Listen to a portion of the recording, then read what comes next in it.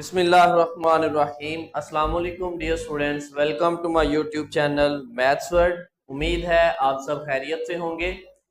जैसे कि स्टूडेंट हम हमारा जो 11th क्लास फर्स्ट ईयर का मैथमेटिक्स का कोर्स है उसको डिस्कस कर रहे हैं। हमने चैप्टर नंबर 12 स्टार्ट किया है, जिसके अंदर आज हम 12.3 एक्सरसाइज को डिस्कस करने जा रहे हैं। तो स्टूडेंट एक्सरसाइज 12.3 का पहला क्वेश्चन है। हमने लिमिट्स और कंटिन्यूटी, जो कि हमारे चैप्टर का नाम है, इसका अगर आपको इस चैप्टर को अंडरस्टैंड करना है तो सबसे पहले इसका जो फर्स्ट लेक्चर मैंने अपलोड किया था बेसिक कॉन्सेप्ट्स पे कि लिमिट क्या होता है और कंटिन्यूटी, वो आप लाजमी सुने। अगर आप वो लेक्चर सुनते हैं तो आपको पूरा चैप्टर जो है वो आसान लगेगा। ठीक हो गया स्टूडेंट। तो नेक्स्ट आज हम 12.3 करते हैं। उसकी स्टेटमेंट है कि a substance decay exponentially following the formula. Formula हमें गिवन है ए ऑफ टी इक्वल है ए नॉट ई की power minus 0.1 T, where A naught is the initial amount. Find the limit of A of T when T approaches to infinity. अब उसने कहा कि हमने क्या फाइंड करना है, लिमिट फाइंड करनी है इस फंक्शन की जब लिमिट क्या होगी, t अप्रोचेस टू इन्फिनिटी। तो स्टूडेंट हम इसको सॉल्व करते हैं। हम पहले इसको थोड़ा सिंप्लीफाई कर लेते हैं। तो हम लिखते हैं a ऑफ t इक्वल है a नॉट, e की पावर नेगेटिव है तो इसको डिनोमिनेटर में ले जाए तो पॉजिटिव हो जाएगी 0.1 t। ये जितनी लंबी इसकी स्टेटमेंट है आप देखना इनके आंसर उतने ही सिंपल और शॉर्ट है। अब क्या करेंगे स्टूडेंट, उसने कह दिया कि लिमिट क्या लो, t अप्रोचेस टू इन्फिनिटी, ये उसने स्टेटमेंट में ही कह दी है। तो हम लिखेंगे taking limit t approaches to infinity on both side. हमने दोनों तरफ क्या किया, लिमिट ले ली t अप्रोचेस टू इन्फिनिटी। तो यहां पे लिमिट ले, limit t approaches to infinity a of t equal है limit t approaches to infinity, और ये फंक्शन क्या था given, a nought over e की पावर 0.1 t। अब इस पे लिमिट अप्लाई कर दें। लिमिट अप्लाई करेंगे तो जहां पे हमारे पास t आ रहा है वहां पे हमने क्या पुट करना है, इन्फिनिटी, क्योंकि t अप्रोच कर रहा है इन्फिनिटी को। अब क्या आ जाएगा, a नॉट ओवर e की पावर है 0.1 और मल्टीप्लाई और इन्फिनिटी, तो इन्फिनिटी 0.1 से मल्टीप्लाई होगा तो इन्फिनिटी ही आ जाएगा।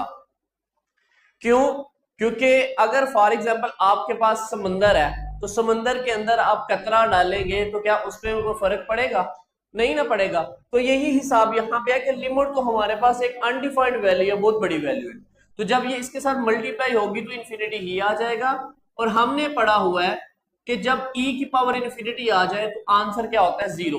आप साथ मेंशन कर सकते हैं कि e की पावर इन्फिनिटी इक्वल होता है, सॉरी e की पावर इन्फिनिटी होता है इन्फिनिटी के बराबर। ठीक है, तो जब किसी नंबर के नीचे इन्फिनिटी आ जाए तो उसका आंसर क्या होता है, जीरो। तो स्टूडेंट यही हमारा क्या है, आंसर है, जो कि हमने फर्स्ट क्वेश्चन के अंदर फाइंड करना था। तो हमारे पास जो लिमिट थी, लिमिट a ऑफ t और t अप्रोचेस टू इन्फिनिटी, उसका आंसर क्या आ गया, जीरो। अब स्टूडेंट हम सेकंड क्वेश्चन की बात करते हैं, क्वेश्चन नंबर 2। क्वेश्चन नंबर 2 की स्टेटमेंट है, a town population is modelled by p of t। किसी टोन की पॉपुलेशन को मॉडल किया, उसकी वैल्यू है जी 1 लाख ओवर 1 प्लस 9 e की power minus 0.5 t। What is the long term population as t approaches to infinity? यहां पे भी अगेन हमने क्या कर दिया, t अप्रोच कर गया इन्फिनिटी को। तो स्टूडेंट हम क्या करेंगे, हम लिखेंगे p ऑफ t इक्वल है 1 लाख डिवाइडेड बाय 1 प्लस, यहां पे देखो 9 आ गया, e की पावर नेगेटिव थी तो इसको रेसिप्रोकल किया तो e की पावर पॉजिटिव हो गई 0.5 t। अब क्या करना है, लिमिट अप्लाई कर देनी है। हम लिखेंगे जी टेकिंग लिमिट t अप्रोच करता है इन्फिनिटी को ऑन बोथ साइड, दोनों तरफ इन्फिनिटी लिमिट ले लो, आ जाएगा लिमिट t अप्रोच करता है इन्फिनिटी को, p ऑफ t इक्वल है लिमिट t अप्रोच करता है इन्फिनिटी को, आगे वैल्यू क्या है हमारे पास 1 lakh divided by 1 plus 9 over e की पावर 0.5 t। अब क्या करना है स्टूडेंट, हमने लिमिट अप्लाई कर देनी है, तो लिमिट अप्लाई करो इस पे, तो क्या आ जाएगा 1 लाख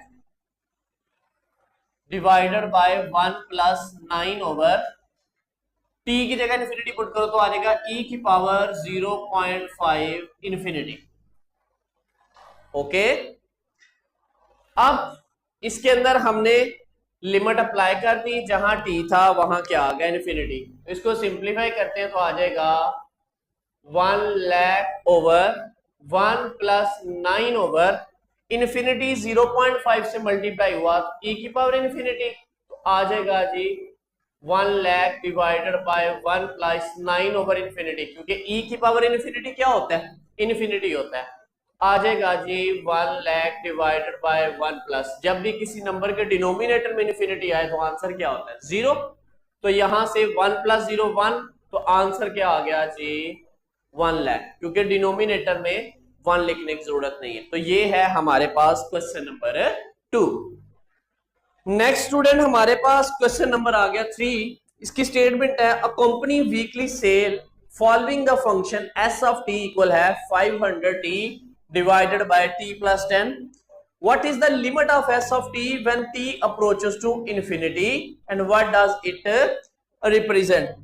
हमने क्या करना है कि हमने यहां से इसकी फाइंड करनी है जी लिमिट, और यहां भी लिमिट क्या फाइंड करनी है, t अप्रोच करता है इन्फिनिटी को।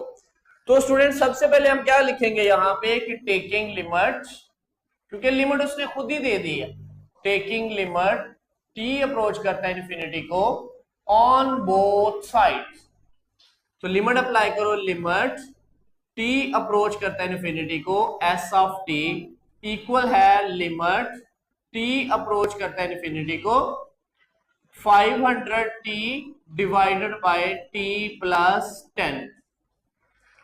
अब स्टूडेंट अगर हम डायरेक्टली इसमें लिमिट अप्लाई करें तो इधर इन्फिनिटी आ जाएगा, इन्फिनिटी 500 से मल्टीप्लाई होके बन जाएगा इन्फिनिटी, नीचे इसकी जगह पे इन्फिनिटी आएगा, इन्फिनिटी प्लस 10 कितना आ जाएगा इन्फिनिटी, तो ये हमारे पास अनडिफाइंड फॉर्म हो जाएगी।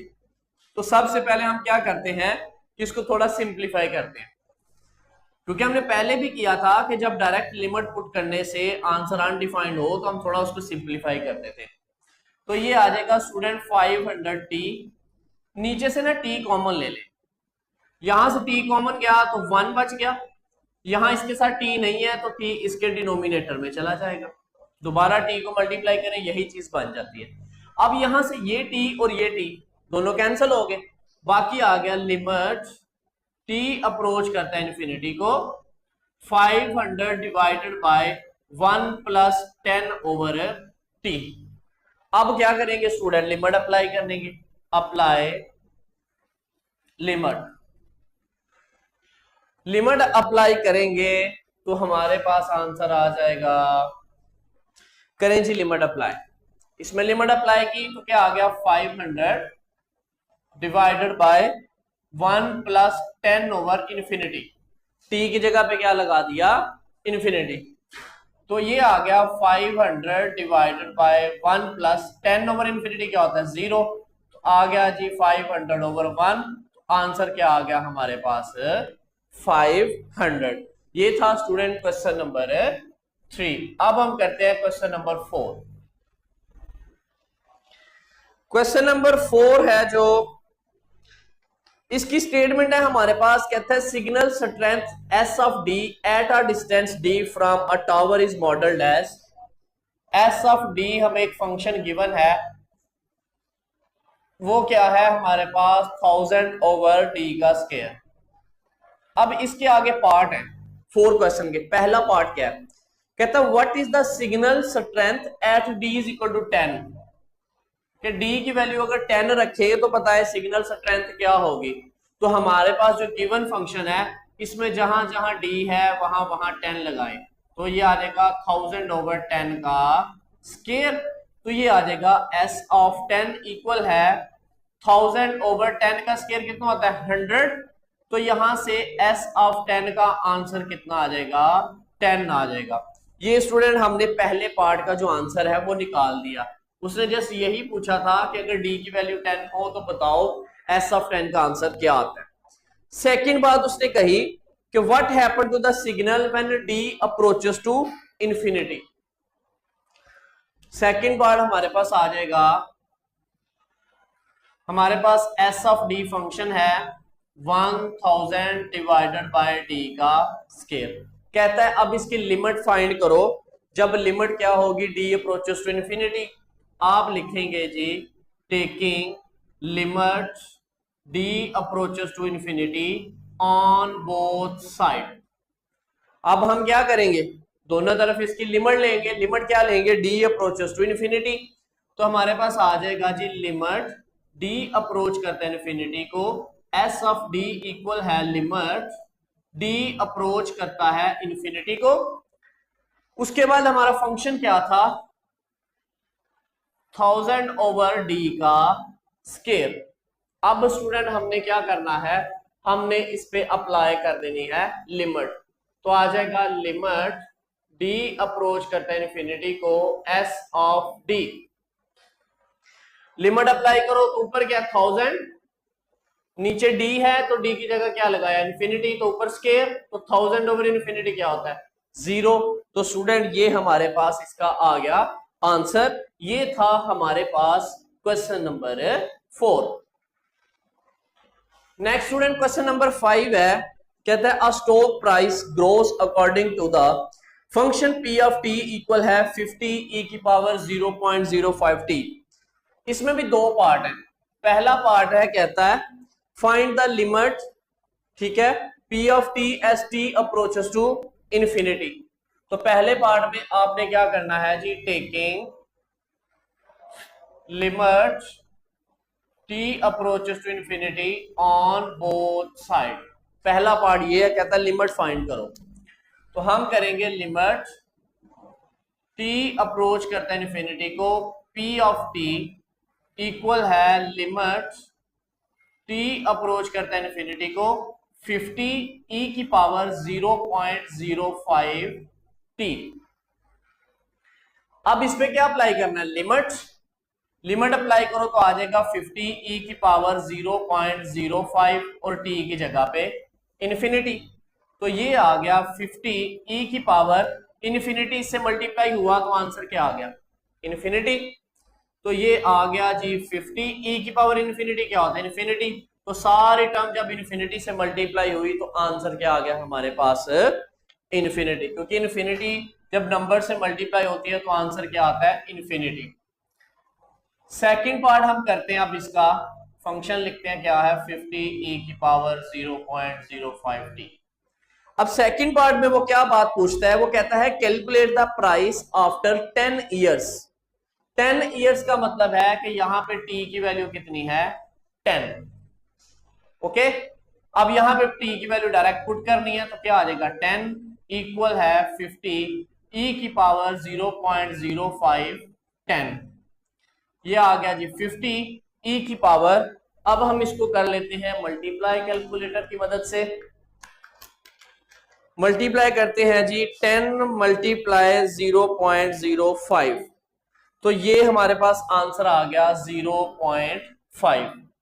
तो ये आ गया 50e⁻0.5 का आंसर निकालना है तो शिफ्ट लॉग करके 0.5 कर दे, इक्वल प्रेस कर दे, हमारे पास आंसर आ जाएगा 1.6487।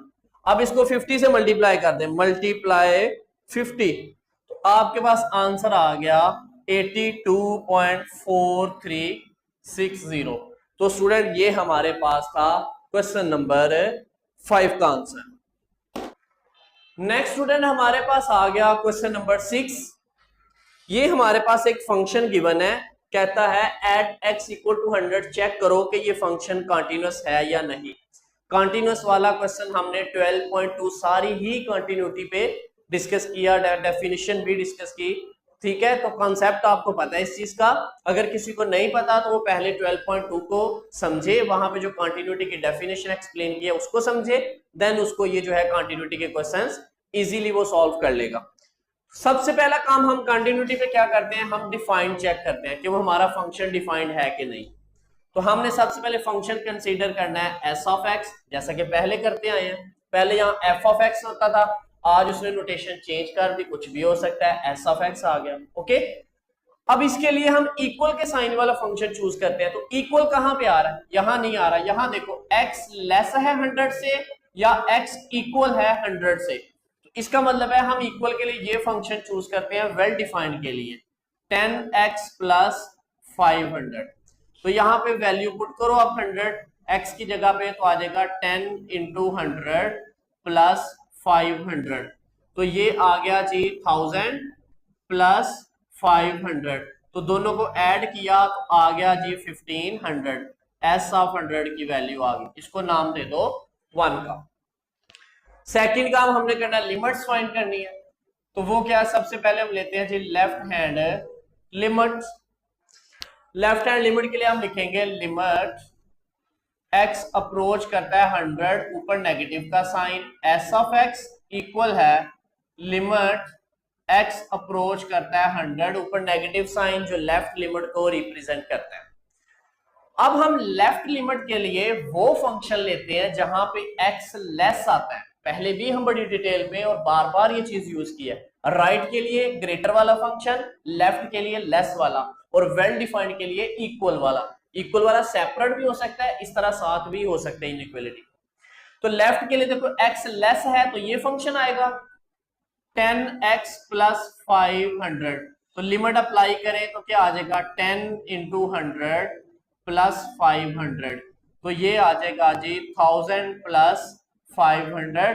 आंसर क्या आ गया 1500। ये आ गई इक्वेशन नंबर 2, यानी कि हमारे पास इसकी लेफ्ट लिमिट। अब हमने फाइंड करनी है राइट लिमिट। तो हम लिखेंगे जी right hand limit. Right hand limit के लिए वैल्यूज निकालो। लिमिट x अप्रोच करता है 100, ऊपर पॉजिटिव लगा दिया, s ऑफ x इक्वल है लिमिट x अप्रोच करता है 100। अब राइट लिमिट के लिए फंक्शन आएगा जो ग्रेटर है, देखो x ग्रेटर है तो यहां पे आएगा 12x प्लस 300। लिमिट अप्लाई की तो आ जाना है 12 इंटू 100 प्लस 300। ओके हो गया। मल्टीप्लाई करो, 12 को 100 से मल्टीप्लाई करेंगे तो 1200 आ जाएगा प्लस 300, तो यहां से आ जाएगा 1500। ये आ गया जी इक्वेशन नंबर 3, और ये हमारे पास आ गई इसकी right limit x approaches to 100 positive. अब स्टूडेंट देखिए हमारे पास लेफ्ट लिमिट का आंसर और राइट लिमिट का आंसर दोनों क्या आ गए, सेम। तो हम लिखेंगे कि since left hand limit equal आ गई राइट हैंड लिमिट के, तो इसका मतलब है कि लिमिट क्या कर गई, लिमिट एग्जिस्ट। ओके, लास्ट काम क्या करना है, now left limit x approaches to 100 s of x, right limit x approaches to 100 s of x और s ऑफ 100। तीनों आंसर्स देखो, s of x left limit का आंसर 1500, राइट का भी 1500 और s ऑफ 100 का भी 1500। तीनों आंसर क्या आ गए, इक्वल आ गए। तो इसका मतलब है कि function is continuous at x equal to 100। तो ये था स्टूडेंट हमारे पास क्वेश्चन नंबर इसका 6।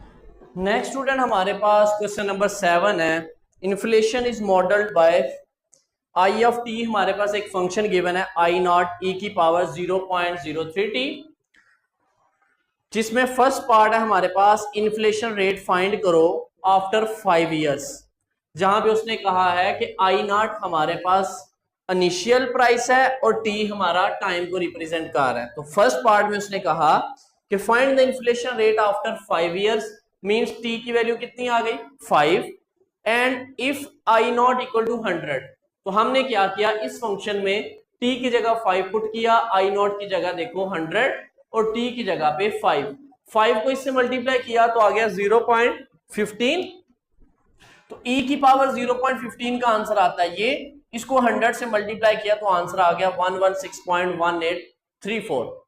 इन्फ्लेशन रेट का ये फॉर्मूला है, ठीक है। अब इस फॉर्मूले में आपका फॉर्मूला है i minus i naught over i naught multiply 100 7%, ठीक है, ये परसेंटेज में निकालने का फॉर्मूला है। अब इसमें क्या करना आपने कि आपके पास आई की वैल्यू क्या है, ये जो हमने फाइंड की है, माइनस आई नॉट कितना है 100 डिवाइडेड बाय 100 और ये भी 100, इसको जब सॉल्व करें तो हमारे पास आंसर आता है 16.18। कैसे, अब ये जो फॉर्मूला है ना, इस फॉर्मूले पे आप डायरेक्टली अगर आई ऑफ 5 को माइनस कर देना आई नॉट से इस सवाल में कि इस आंसर को इससे माइनस कर दें तो फिर भी हमारा यही आंसर आता है। क्यों? क्योंकि इस फॉर्मूले में ये 100 और ये 100 आपस में कट जाते हैं और वही चीज ही बन जाती है। तो अगर कोई स्टूडेंट डायरेक्टली ऐसे माइनस करके इसका आंसर निकालता है तो वो भी गलत नहीं है। ओके, इस बात का आपने जरा ख्याल रखना है। बेशक ऐसे कर लो या आप ये फॉर्मूला प्रॉपर लगा लो, क्योंकि यहां भी 100 से कैंसिल होकर यही चीज ही आ जाती है। तो ये स्टूडेंट हमारे पास आंसर आ गया फर्स्ट पार्ट का। सेकंड पार्ट है हमारे पास, कहते हैं what is the expected price index after 10 years. ठीक है, 10 ईयर्स मतलब पहले टी की वैल्यू 5 थी, अब कितनी होगी 10।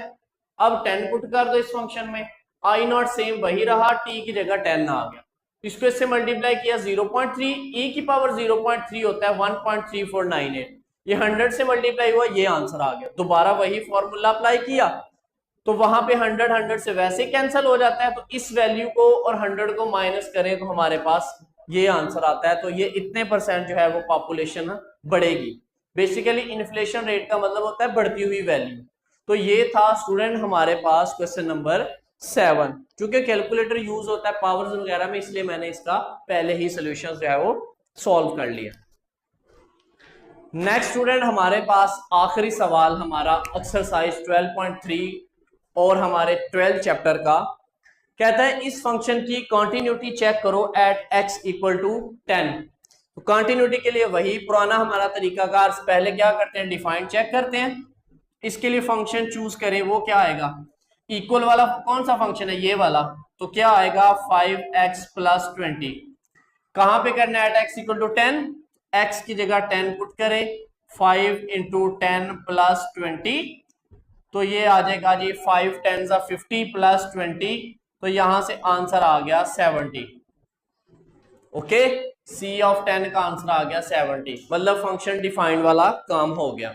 अब करेंगे left limit, left hand limit. तो चले लेफ्ट हैंड लिमिट लिखते हैं, लिमिट x अप्रोचेस टू 10 ऊपर negative c of x equal है लिमिट x अप्रोचेस टू 10 ऊपर नेगेटिव। लेफ्ट लिमिट के लिए लेस वाला फंक्शन, तो यही फंक्शन यूज होगा 5x प्लस 20। लिमिट अप्लाई करो, x की जगह पे 10 प्लस 20, तो ये आ गया 50 प्लस 20, तो यहां से भी आंसर क्या आ गया 70। अब हम राइट लिमिट निकालेंगे, राइट हैंड लिमिट। तो उसके लिए हमारे पास आ जाएगा लिमिट x अप्रोच करता है 10 ऊपर positive c of x equal है लिमिट x अप्रोच करता है 10 पॉजिटिव। राइट लिमिट के लिए ग्रेटर वाला फंक्शन 6x प्लस 10, लिमिट लगाओ x की जगह पे 10 प्लस 10, तो 6 10 60, 60 प्लस 10 कितना हो गया 70। तो स्टूडेंट देखें हमारे पास लेफ्ट लिमिट और राइट लिमिट दोनों आंसर क्या आ गए, लेफ्ट हैंड लिमिट इक्वल आ गया right hand limit. It's mean के लिमिट क्या हो गई, x approaches to 10 exist, limit exist कर गई। लास्ट पे क्या करना है, so limit x approaches to 10 negative c of x, यानी left limit x approaches to 10 positive और राइट लिमिट, और साथ c ऑफ 10 डिफाइंड वाला आंसर। ये भी 70, ये भी 70, ये भी 70, तीनों आंसर क्या आ गए, सेम। तो इसका मतलब है कि जो फंक्शन c ऑफ x था is continuous at x equal to 10। तो स्टूडेंट ये हमारे पास था जी एक्सरसाइज 12.3, और 12 चैप्टर जो है हमने सारा ही डिस्कस किया, एक एक क्वेश्चन को हमने सॉल्व किया, प्रूफ्स भी किए इसमें। उम्मीद है आपको ये सारा चैप्टर जो है वो समझ आ गया होगा। पेपर पॉइंट ऑफ व्यू से देखें तो इस चैप्टर के अंदर से हमारे पास 4 शॉर्ट क्वेश्चन यानी कि 8 नंबर का ये पेपर, 2 एमसीक्यूज आएंगे यानी कि 2 नंबर, ये टोटल कितने हो गए 10, और एक लॉन्ग क्वेश्चन आएगा 5 नंबर का, मतलब तकरीबन 15 मार्क्स का पेपर जो है वो इस चैप्टर में से आएगा। तो इसको आपने अच्छे से कर लेना। इंशाल्लाह हम कोशिश करेंगे कि जो एमसीक्यूज है वो भी चैप्टर वाइज आपके साथ डिस्कस किए जाएं और आपको प्रोवाइड भी कर देंगे पीडीएफ फॉर्म में। तो ख्याल रखिएगा, खुदा हाफिज, फी अमान।